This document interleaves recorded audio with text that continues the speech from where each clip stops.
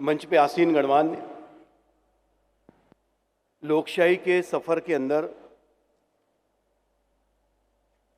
जो कई साल से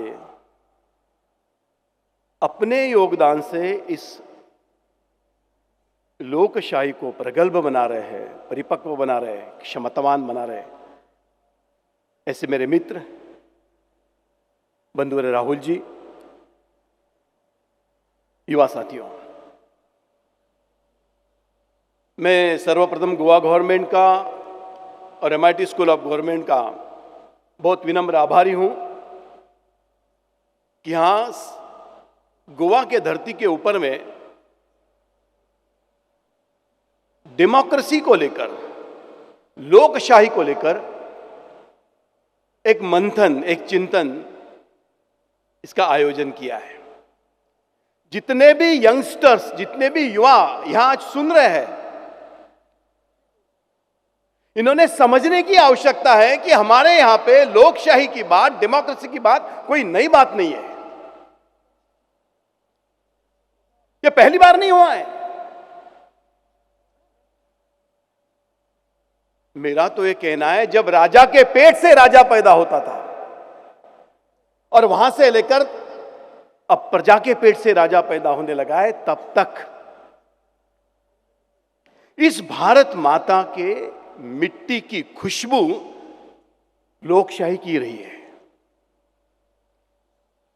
जब राजा के पेट से राजा पैदा होता था तो जेनेटिकली वो राजा का बेटा था, लेकिन उसका सोशियो पॉलिटिकल अपब्रिंगिंग, उसका फैमिली अपब्रिंगिंग ऐसा बनाया जाता था कि जो लोगों के बारे में सोचता था, वो राजा जब बनता था तो उसके राजस्व व्यवस्था के अंदर प्रतिबिंब, प्रतिध्वनि, प्रतिसाद सामान्य आदमी का रहता था। हां, आजादी के बाद में हमने सिस्टम करके लोकशाही एक्सेप्ट की है, लेकिन विश्व के कोई आदमी ने हमें लोकशाही पढ़ाने की आवश्यकता नहीं है। आजादी के पहले भी जब राजा के पेट से राजा पैदा होता था, बहुत लंबे इतिहास में तो मैं पक्का नहीं जाऊंगा क्योंकि मुझे वर्तमान की बात ज्यादा करनी है।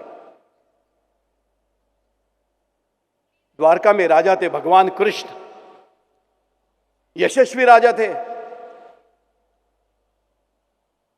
राजा के पेट से राजा पैदा होना यह वहां की परंपरा थी, लेकिन भगवान कृष्ण का जो फैमिली अपब्रिंगिंग हुआ, देवकी के यहां से निकले, यशोदा के पास में आए, यशोदा के पास पले बड़े। जब छोटे थे, नटखट थे, तो गोपियां को छेड़ते थे। गोपियां गई मां के पास, यशोदा को कहा कि भाई ये बहुत तकलीफ दे रहा है। यशोदा ने उसको ये नहीं कहा कि घर के अंदर बैठ पढ़ाई कर, उसने कहा कि अपने गोकुल के बंदे साथ मिले, सारी जाति के लिए, सारे समाज के साथ मिले, गैया लो और चराने जाओ। साथ में खाने की जो पोटली दी, ये नहीं कहा कि खुद की पोटली खुद खाओ, ये कहा सबके साथ मिलकर खाओ। ऐसे फैमिली अपब्रिंगिंग के वजह से ही हिंदुस्तान का द्वारका का राजा जनता का कल्याण करता था। एक नहीं, कई उदाहरण हैं। छत्रपति शिवाजी महाराज हमारे महाराष्ट्र से आते थे, आदर्श राजा है। क्यों? क्योंकि राजा के पेट से पैदा हुआ राजा था, लेकिन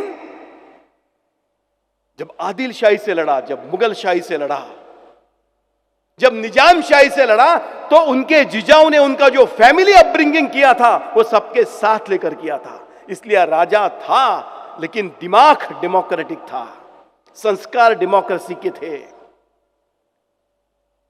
आज यहां पे इस बात की चर्चा होनी ही चाहिए कि जब अंग्रेज इस देश में आया, वहां तक राजा के पेट से राजा, राजा के पेट से राजा, राजा के पेट से राजा, यह परंपरा थी। और अंग्रेज का समय ऐसा रहा, दिखते तो राजा थे, इंदौर का राजघराना, जयपुर का राजघराना, सातारा का राजघराना, लेकिन राज चलाते थे अंग्रेज। अंग्रेज के विरोध में कुछ राजा आए, बात सच है,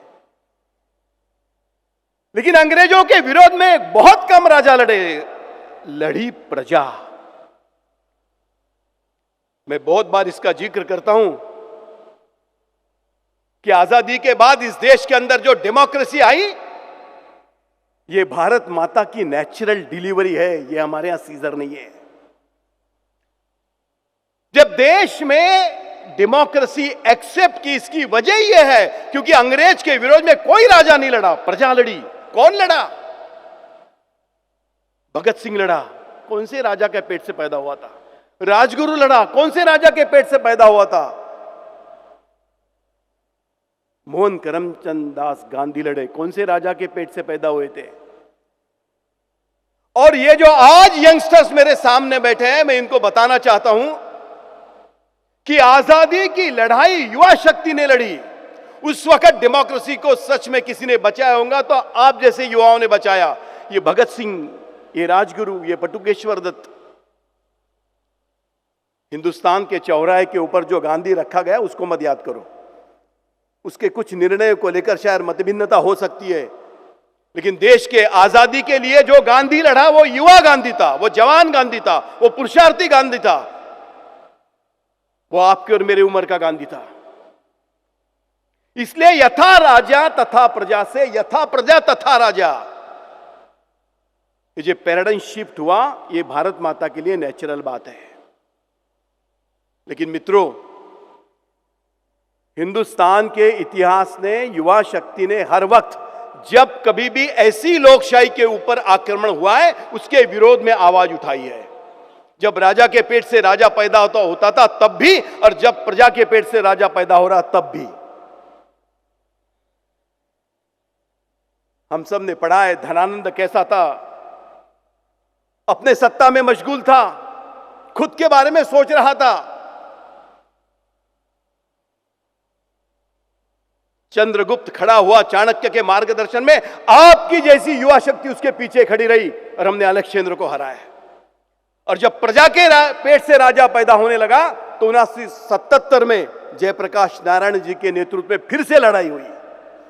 हर पीढ़ी ने अपनी अपनी ताकत से डेमोक्रेसी को स्ट्रेंथ देने का प्रयास किया है। मित्रों, आज हम 2021 में बैठे हैं, गांव को हुए हैं 60 साल, हिंदुस्तान के डेमोक्रेसी की जर्नी हुई है 75 साल। मैं MIT का बहुत आभारी हूं, उन्होंने 75 साल के इस सफर के बाद समाज के अंदर युवा शक्ति ने डेमोक्रेसी को लेकर सोचना चाहिए, इसकी पहल की है। मैं केवल 3 मुद्दे आपके सामने रखता हूं। मित्रों, इस देश के अंदर में caste, coin, corruption, crisis of credibility, cruelty के versus commitment, conviction, character, clarity, capacity, courage, ये लड़ाई है। यदि ये लड़नी है तो डेमोक्रेसी के सिस्टम को ताकत मिलने की आवश्यकता है। मैं आप सभी के सामने एक मांग रख रहा हूं। हम पहली में थे, हम सेकंड में थे, हम थर्ड में थे, हमने 10th कंप्लीट की, हमने BSc किया, हमने जो भी कुछ पढ़ा, मुझे आप सब मिलके बताओ। और आज ये यूथ पार्लियामेंट सारा देश ऑनलाइन देख रहा है। मैं पूछना चाहता हूं कि हिंदुस्तान के कश्मीर से लेके तो कन्याकुमारी तक जब पहली क्लास में बच्चा जाता है तो उसको पढ़ाया जाता है 8 + 2 = 10।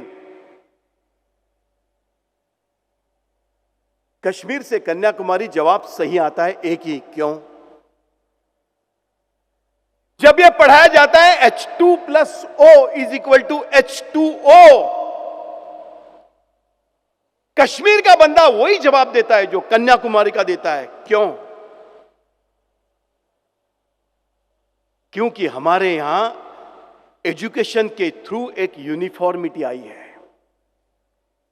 इस देश के अंदर में चौकीदार कैसा होना चाहिए, इसका कोर्स है। मित्रों, हमारे यहां कहा गया है कि जैसी कोख है वैसा बच्चा पैदा होता है। 18 साल जब बच्चा होता है तो 17 साल 364 दिन के बाद 18 साल का जैसा खड़ा हो जाता है, वो होट देने के लिए पूरा रेडी, कंप्लीट।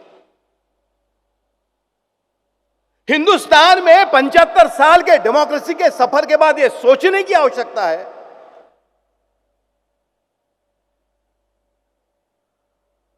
कि पहली से लेके तो 12वीं तक वो जैसे केमिस्ट्री पढ़ रहा है, वो जैसे मैथमेटिक्स पढ़ रहा है, वो जैसे लैंग्वेज पढ़ रहा है, वैसा उसने डेमोक्रेसी एजुकेशन का करिकुलम भी पढ़ना की आवश्यकता है। क्यों नहीं ऐसा करिकुलम बना 75 साल के अंदर में? मैं हिंदुस्तान के युवा शक्ति को आह्वान करता हूं, कुछ लोग इकट्ठा आए, एक मॉड्यूल खड़ा करे कि फर्स्ट स्टैंडर्ड से लेके तो 12वीं स्टैंडर्ड तक कैसा करिकुलम हो। देश का सारा बच्चा करिकुलम के थ्रू पढ़ सकता है, उसमें एक यूनिफॉर्मिटी आ सकती है। मैं कुछ दिन पहले बेंगलोर में था,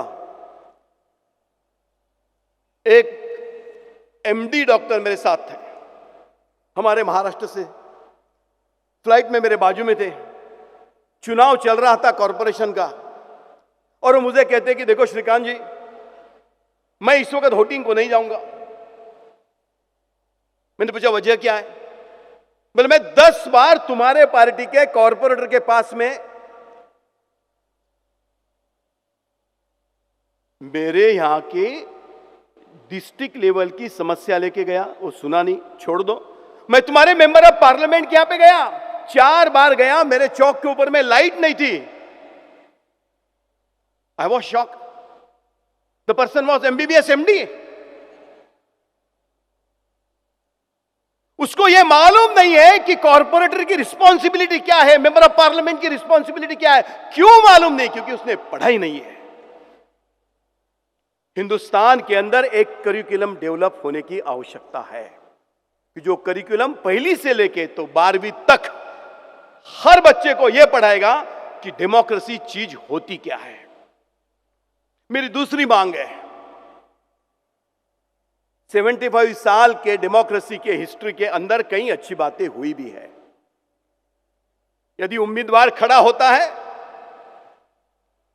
तो पहले नहीं था, अब उसको बताना पड़ता है कि तेरे ऊपर कौन से अपराध है, उसको बताना पड़ता है तेरी स्टेट कौन सी है, सारा लेखा जोखा देना पड़ता है। पर जो जनता से वो चुन के आता है, जो वोटर से वो चुन के आता है, उसको क्या डिक्लेरेशन देना पड़ता है।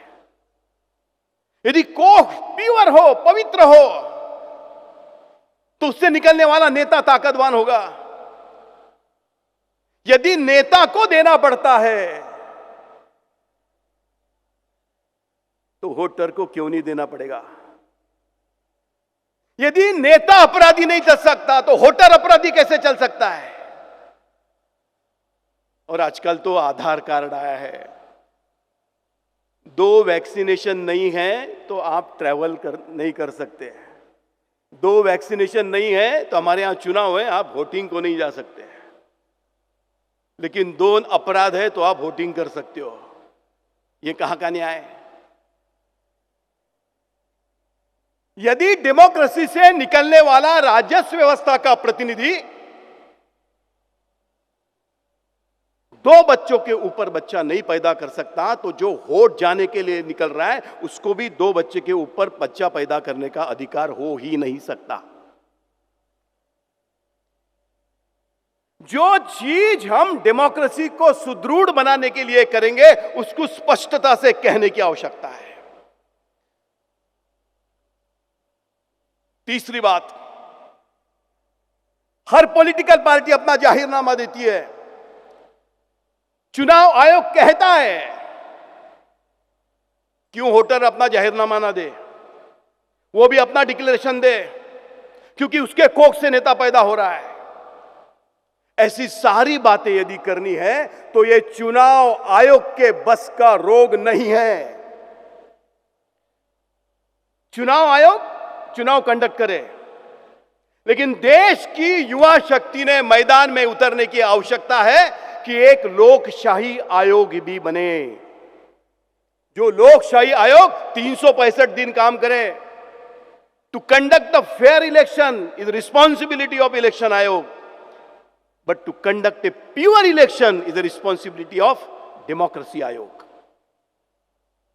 मैं यहां की युवा शक्ति को आह्वान कर रहा हूं, हिंदुस्तान के समाज में जाकर बताने की आवश्यकता है कि लोकशाही को यदि प्योर करना है तो केवल चुनाव कंडक्ट करने से नहीं होगा। 365 दिन एक ऐसी यंत्रणा चाहिए कि जो वोटर को गाइड करे, जो एक्टिविस्ट को गाइड करे, जो नेता को गाइड करे। और मैं ये मानता हूं कि हिंदुस्तान में यदि कोई भी चीज होनी है तो उसका एक प्रेशर क्रिएट करना पड़ता है। मैं मिडसॉक को आह्वान करता हूं, चलो हिंदुस्तान के युवा शक्ति को जाकर मिलते हैं, उनसे इंटरेक्ट होते हैं, बात करते हैं उनके साथ में, एक एजेंडा सेट करते हैं। 12 जनवरी स्वामी विवेकानंद जी का जन्मदिन है, जिसे हम युवा दिन समझते हैं, और 26 जनवरी यह प्रजासत्ताक दिन है। चलो 12 जनवरी से लेकर 26 जनवरी तक युवा सत्ता से राज सत्ता एक अभियान करेंगे देश में। युवा शक्ति को मिलेंगे, जाकर बताएंगे उनको कि यदि आप वोटर हो, आपने 18 साल पूरे किए, तो आपकी रिस्पॉन्सिबिलिटी है कि सही चीज ढूंढना कैसी है। उसका एक वायुमंडल बनाना पड़ेगा, उसके लिए एक अभियान खड़ा करना पड़ेगा। और आखिरी की बात,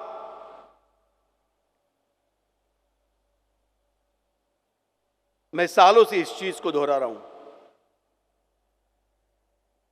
आज गोवा के भूमि पे इतनी बड़ी संख्या में युवा शक्ति बैठी है और ऑनलाइन सारी युवा शक्ति देख रही है। 75 साल के राजनीति और डेमोक्रेसी के इतिहास में यह मान्यता हो गई है कि नेता वो ही है जो चुनाव लड़ता है और जीतता है। मैं आप सभी को अपील करता हूं, लेट अस जॉइन पॉलिटिक्स। कोई भी पॉलिटिकल पार्टी में जाओ, but join politics as a career. But think there is a career in politics without fighting any election in life. ये किसने कहा है कि आप चुनाव लड़ो और जीतो, यही राजनीति है? नहीं, 100% नहीं। लेकिन ये चीज को करियर के तहत देखने की आवश्यकता है। आइए राजनीति में ऑर्गेनाइजेशन का काम कीजिए, आइए राजनीति में पीआर बन के काम कीजिए, आइए राजनीति में कम्युनिकेटर बन के काम कीजिए, आइए राजनीति में पॉलिसी मेकर बनकर काम करिए, आइए राजनीति में स्ट्रेटेजी मास्टर बनिए, पर करियर करके आइए, एक्सीडेंटल मत आइए। 75 साल के हिंदुस्तान के डेमोक्रेसी और राजनीति के इतिहास में मैं आखिरी का आह्वान करता हूं।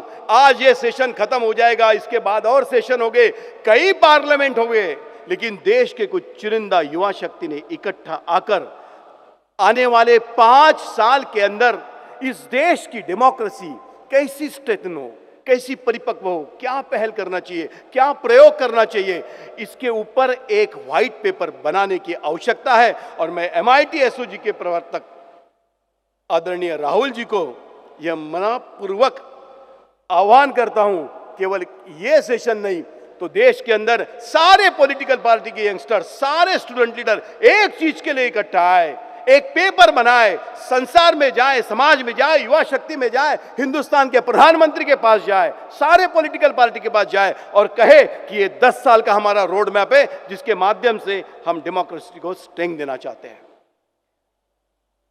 गोवा गवर्नमेंट का मैं आभारी हूं, MIT SOG का मैं आभारी हूं, और सबसे ज्यादा आप सभी का आभारी हूं कि मेरे विचार आप सबने सुन लिए। बहुत बहुत धन्यवाद।